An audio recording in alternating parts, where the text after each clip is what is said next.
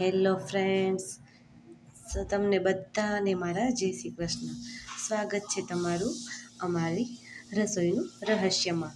આજે આપણે બનાવશું પંચકુટી દાળ, એકદમ કાઠિયાવાડી સ્ટાઇલ. અહીં મેં બધી મિક્સ દાળ લઈ લીધી છે, જેમાં મગની, ચણાની, મસૂરની, અડદની, ફોતરાવાળી, ફોતરા વગરની, એમ 5 જાતની દાળ છે. આપણે આજે પંચકુટી દાળ બનાવવાની છે.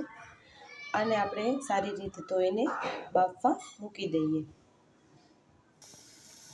અહીં મેં આ એક મોટા વાટકા જેટલી મિક્સ દાળ લીધેલી છે. હવે તેને આપણે બાફી લઈએ. આપણે એક કુકર લઈ લીધું છે, તેમાં આપણે પાણી એડ કરી દીધું છે. હવે ગરમ થઈ જાય એટલે એમાં આપણે દાળ એડ કરી દઈએ. આપણે પાણી ગરમ થઈ ગયું છે. હવે આપણે એમાં દાળ એડ કરી દઈએ. હવે તેમાં નાખીએ થોડું મીઠું અને થોડું તેલ. હવે આપણે ઢાંકણ ઢાંકી દઈએ. આપણે આને 5 સીટી વગાડવાની. જો સરસ મજાની આપણી દાળ મસ્ત બફાઈ ગઈ છે. હવે આપણે વઘાર માટે રેડી કરીએ. હવે આપણે એક પેન લઈ લઈએ અને તેમાં 3 ચમચા તેલ નાખીએ.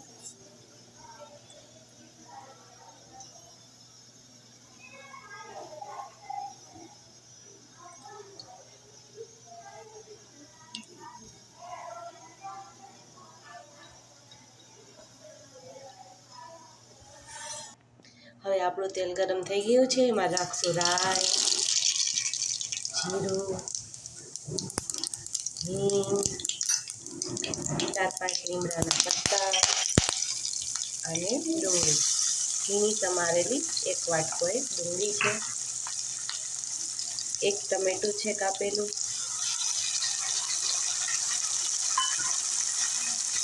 તેને આપણે સારી રીતે મિક્સ કરી દઈએ.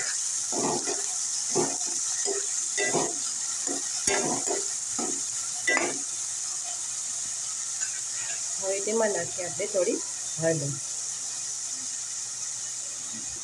આપણે તેને હલાવી દઈએ.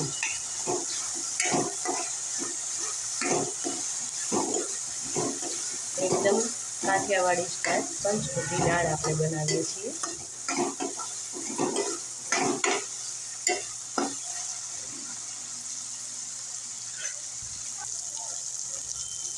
આ છે આદુ, લસણ અને મરચાંની પેસ્ટ.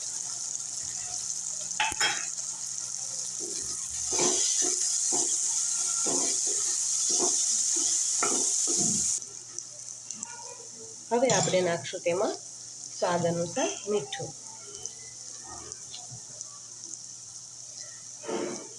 ધાણા જીરું પાવડર,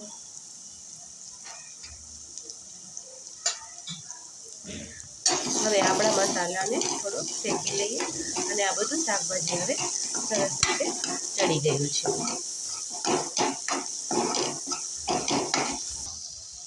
હવે આપણી બફાઈ ગયેલી દાળને આમાં એડ કરી દઈએ.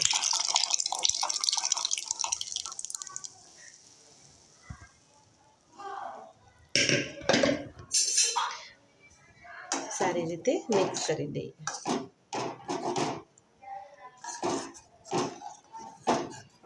હવે તેને ઉકળવા દઈએ આપણે.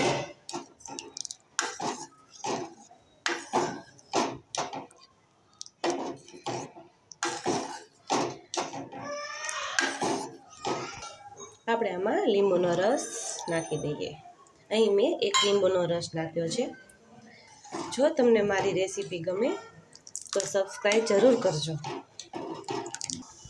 આમાં આપણે ઉપરથી થોડો ગરમ મસાલો પણ નાખવાનો છે.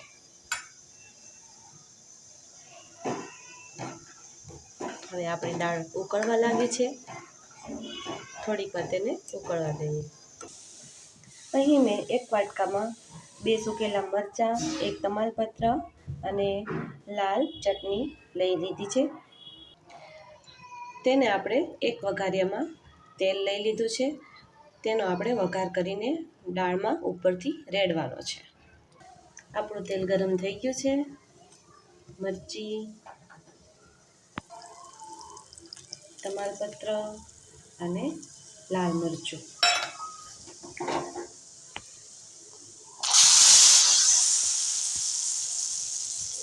આવી રીતે વઘાર કરવાનો છે ઉપરથી.